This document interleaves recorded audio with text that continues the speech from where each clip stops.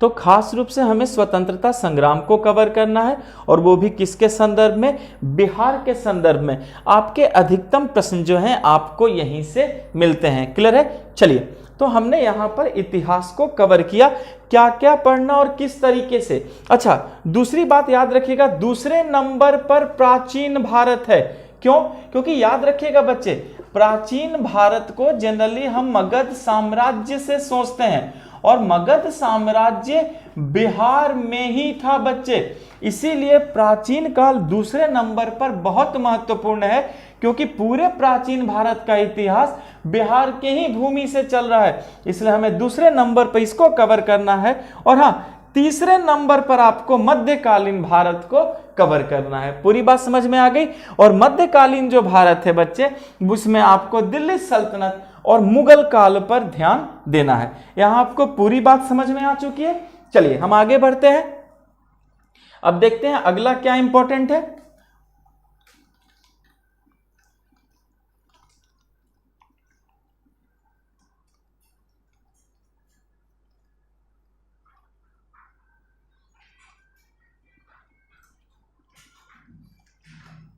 अब इतिहास के बाद जो अगला महत्वपूर्ण है वो है भारत का भूगोल। क्या है?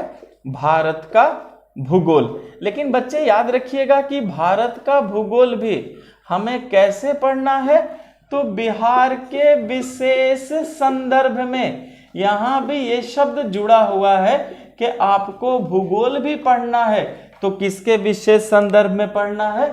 बिहार के विशेष संदर्भ में। और यहां पर केयर कीजिएगा, कहा गया है भारत का भूगोल। क्लियर है बच्चे? क्या कहा गया है? भारत का भूगोल। और किसके संदर्भ में? तो हम कहेंगे बिहार के विशेष संदर्भ में।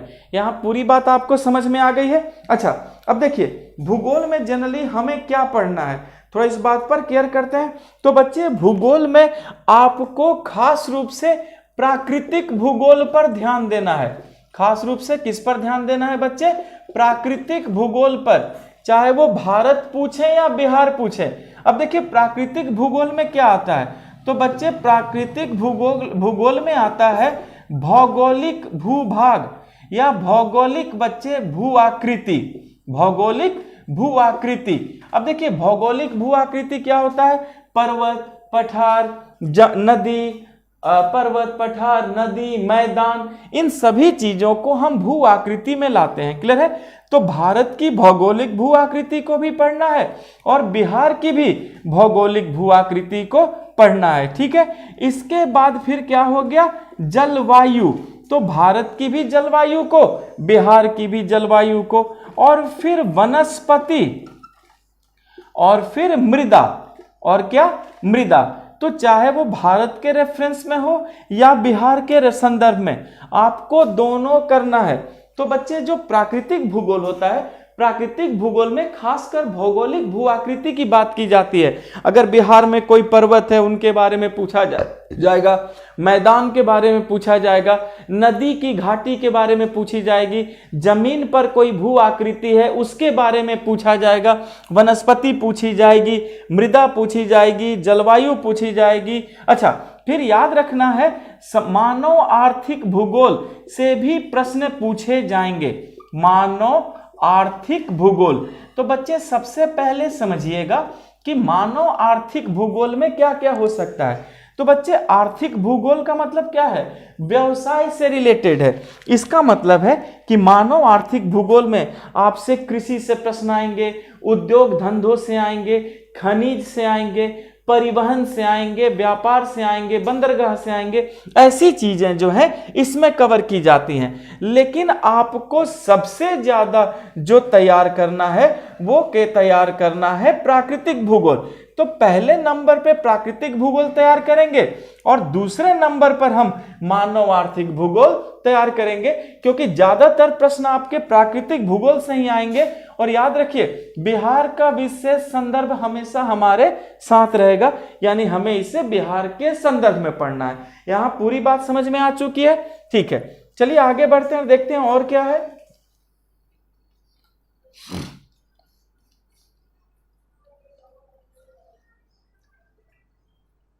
फिर यहां सभी बच्चे केयर कीजिए। अब पूछा जाएगा अगला है भारतीय राज्य व्यवस्था। भारतीय राज्य व्यवस्था जिसे हम क्या बोलते हैं, इंडियन पॉलिटी। लेकिन बिहार की चीजें इसमें भी आनी चाहिए, बिहार का संदर्भ नहीं जाना चाहिए, क्योंकि याद रखेंगे हम बिहार लोक सेवा आयोग की बात करें। पूरी बात समझ में आ गई? तो बच्चे याद रखिएगा कि आपसे भारतीय राज्य व्यवस्था में पूछा जाएगा, तो राज्य व्यवस्था में क्या क्या ध्यान देना है, तो भारत और बिहार दोनों के शासन पर ध्यान देना है, हमें प्रशासन पर ध्यान देना है, पंचायत पर ध्यान देना है। क्लियर है? अच्छा, न्यायपालिका पर ध्यान देना है। तो ये सारी चीजें जो हैं आपको किसके तहत पढ़नी है, राज्य व्यवस्था के तहत। तो याद रखिए कि भारतीय राज्य व्यवस्था में, पॉलिटी में हम भारत के शासन, प्रशासन, पंचायत, न्यायपालिका सबको पढ़ेंगे, पर हम बिहार का भी रेफरेंस रखेंगे। बिहार के भी शासन, प्रशासन, पंचायत और न्यायपालिका को हमें कवर करना है। क्लियर है? यहां आपको पूरी बात समझ में आ गई। बिहार की राजनीतिक व्यवस्था के जो उतार चढ़ाव हैं उन्हें भी हमें समझना है, राजनीतिक परिवर्तनों से प्रश्न आते हैं वो सब हमें इसी में कवर करना है। यहां आपको पूरी बात क्लियर है? ओके ना। अब बच्चे उसके बाद हमें फिर देखना है कि और आगे आपसे क्या पूछा जाएगा राज्य व्यवस्था के बाद। तो याद रखिएगा कि भारतीय राज्य व्यवस्था के बाद फिर आता है भारतीय अर्थव्यवस्था, इकोनॉमी। क्लियर है बच्चे? और इकोनॉमी में भी हम बिहार का संदर्भ हमेशा रखेंगे। अब भारतीय अर्थव्यवस्था में बच्चे याद रखिएगा कि अर्थव्यवस्था की जो भी आधारभूत जानकारियां हैं वो होना चाहिए हमें बिहार के संदर्भ में। पूरी बैंकिंग प्रणाली भी हमें समझ में आनी चाहिए बच्चे। मुद्रा व्यवस्था, मुद्रा के साथ साथ व्यापार व्यवस्था, उसके बाद भारत सरकार की योजनाएं एवं परियोजनाएं सब हमारे पास होनी चाहिए। और याद रखिएगा कि योजना और परियोजनाओं को हमें बिहार के विशेष संदर्भ में देखना है, खासकर 19वीं शताब्दी में स्वतंत्र, या ये कहा जाए बच्चे कि स्वतंत्रता के बाद। क्लियर है?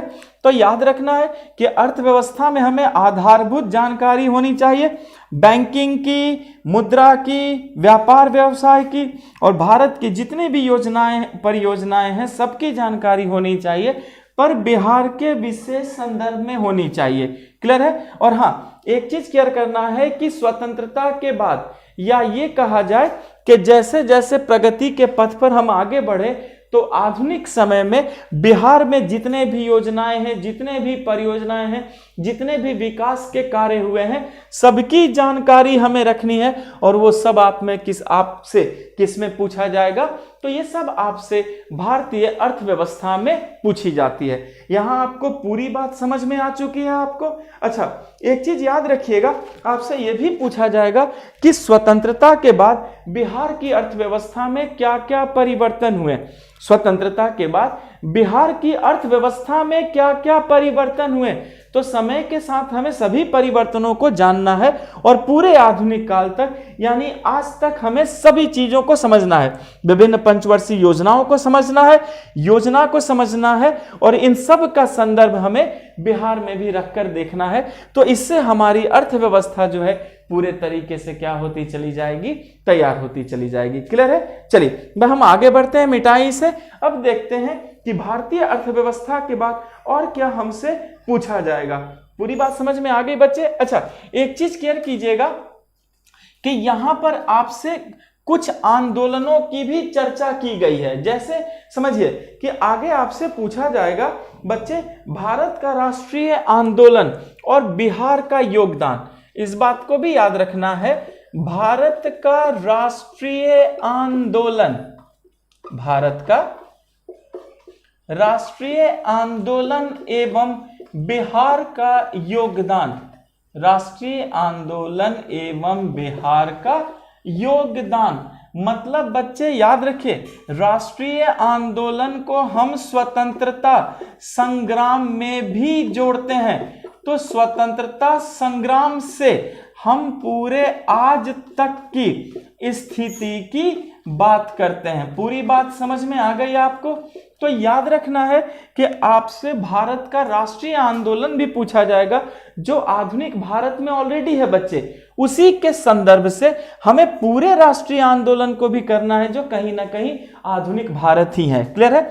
स्वतंत्रता संग्राम पर पूरा ध्यान देना है। और मैंने आपको मॉडर्न हिस्ट्री आधुनिक भारत में भी कहा था कि बिहार के योगदान को विशेष रूप से फोकस करना है, तो यहां पर हमें बिहार का योगदान भी देखना है। पूरी बात समझ में आ चुकी है? अच्छा, उसके बाद बच्चे अन्य जो आपसे पूछा जाएगा, सामान्य योग्यता जांचने वाले प्रश्न भी पूछे जाएंगे। सामान्य योग्यता जांचने वाले प्रश्न। क्लियर है बच्चे? अब जरा समझते हैं कि ये सामान्य योग्यता जांचने वाले प्रश्न क्या होते हैं। सामान्य योग्यता जांचने वाले प्रश्न क्या होते हैं? तो बच्चे याद रखिए, इसमें कुछ प्रश्न गणित के भी होते हैं, कुछ प्रश्न जो हैं बच्चे तर्कशास्त्र यानी रीजनिंग के भी होते हैं। पूरी बात समझ में आई? तो सामान्य योग्यता में आपको कुछ गणित के प्रश्नों का, मैथ के प्रश्नों पर ध्यान देना है और कुछ तर्कशास्त्र के प्रश्नों पर भी ध्यान देना है, आप जिसे रीजनिंग कहते हैं। पूरी बात समझ में आ गई? तो जब आप इन चीजों को करेंगे तो आपकी सामान्य योग्यता की भी तैयारी होगी। यहां आपको पूरी बात समझ में आ चुकी है? अच्छा बच्चे, ये तो एक यूनिवर्सल सिलेबस रहा जो मैंने आपको समझाया है, और सब में मैंने क्या कहा था कि बिहार का विशेष संदर्भ होगा।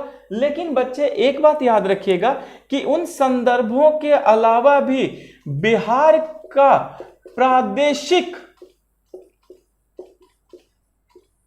ज्ञान भी आपसे पूछा जाएगा। पूरी बात समझ में आ गई?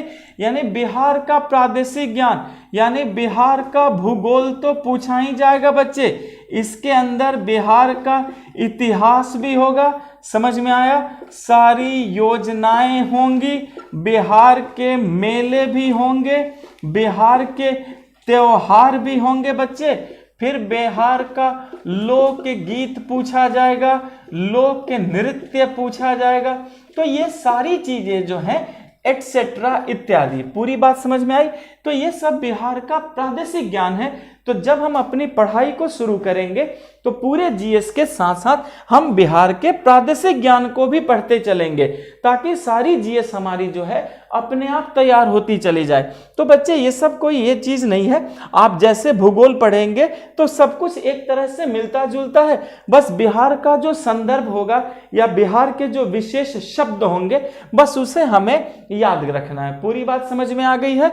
तो बच्चे इस तरीके से हम प्रारंभिक परीक्षा की अपनी समग्र तैयारी करते हैं। क्लियर है? और जब हम प्रारंभिक परीक्षा को उत्तीर्ण करते हैं, पास करते हैं, तो अब हम इसके दूसरे चरण में आते हैं। तो चलिए अब मैं दूसरे चरण की बात करता हूं। यहां आपको पूरी जानकारी मिल चुकी है ना?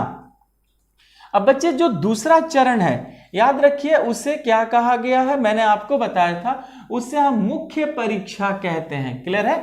मुख्य परीक्षा। तो चलिए अब मुख्य परीक्षा के बारे में सीखते हैं कि मुख्य परीक्षा में आपसे क्या पूछा जाएगा और आप उसको किस तरीके से कवर करते हैं। यहां आपको पूरी बात समझ में आ गई? चलिए अब हम याद रखेंगे। वैसे अभ्यर्थी बच्चे जो प्रारंभिक परीक्षा को उत्तीर्ण करते हैं, अब वो कहां आते हैं?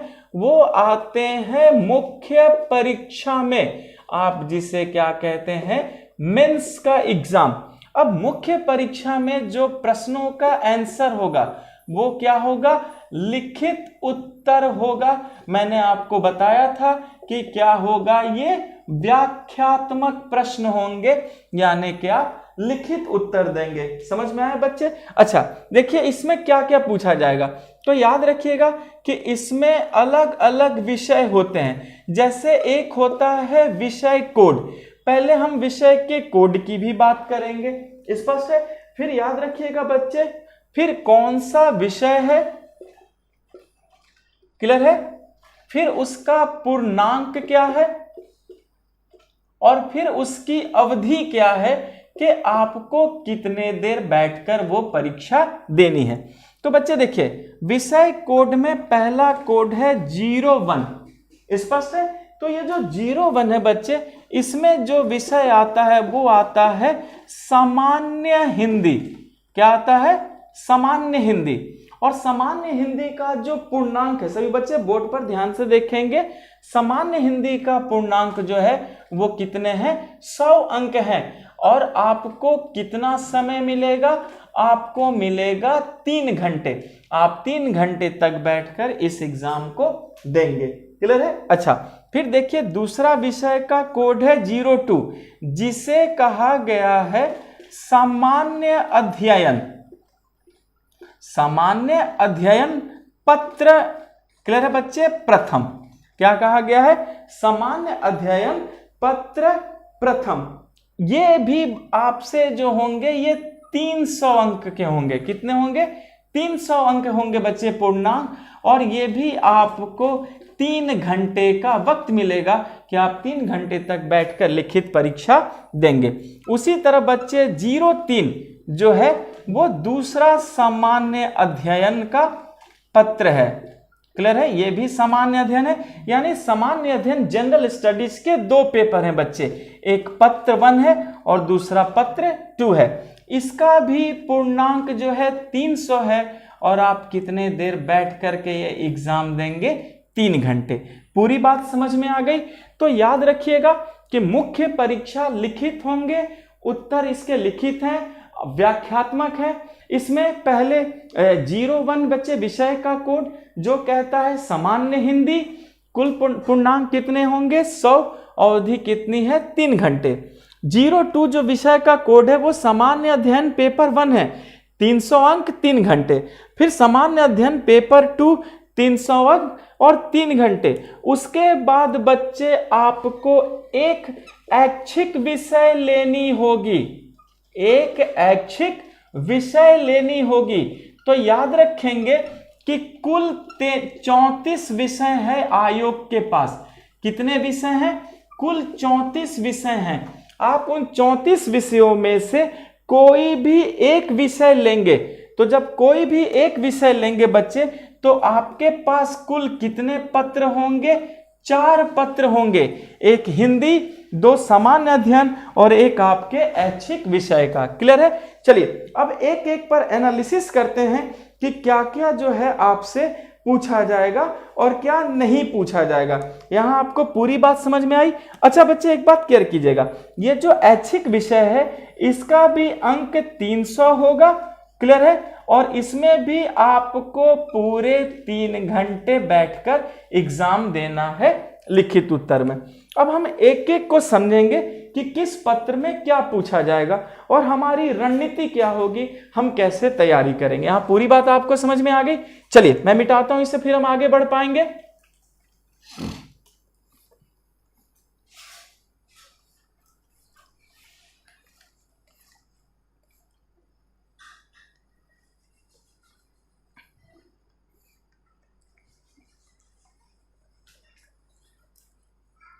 बच्चे याद रखिएगा कि सबसे पहले मैं सामान्य हिंदी की बात करता हूं। क्लियर है?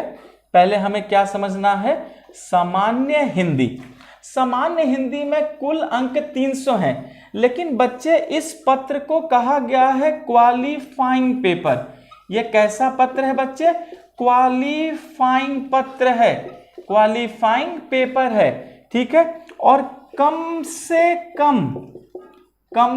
कम 30 अंक लाना है। कम से कम कितना अंक लाना है? 3 अंक लाना है, सॉरी बच्चे 30 अंक लाना है। और याद रखिए इसके अंक नहीं जोड़े जाते, इसके अंक नहीं जोड़े जाते हैं। पूरी बात समझ में आई? तो सभी बच्चे याद रखिएगा कि आपसे सामान्य हिंदी का जो पत्र आएगा वो 100 नंबर का होगा, लेकिन ये सिर्फ जो है बच्चे क्या है आपके लिए, क्वालिफाइंग पेपर है। आपको इसमें पास करना है। लेकिन याद रखिए क्वालिफाइंग पेपर तो है, पर क्वालिफाई पेपर के साथ साथ ये निर्णयात्मक पेपर भी तो है। क्या है ये? निर्णयात्मक है बच्चे। क्लियर है? निर्णयात्मक है। क्यों? क्योंकि आपको कम से कम इसमें 30 अंक लाना है, और जब 30 अंक लाएंगे तभी आप आगे बढ़ेंगे।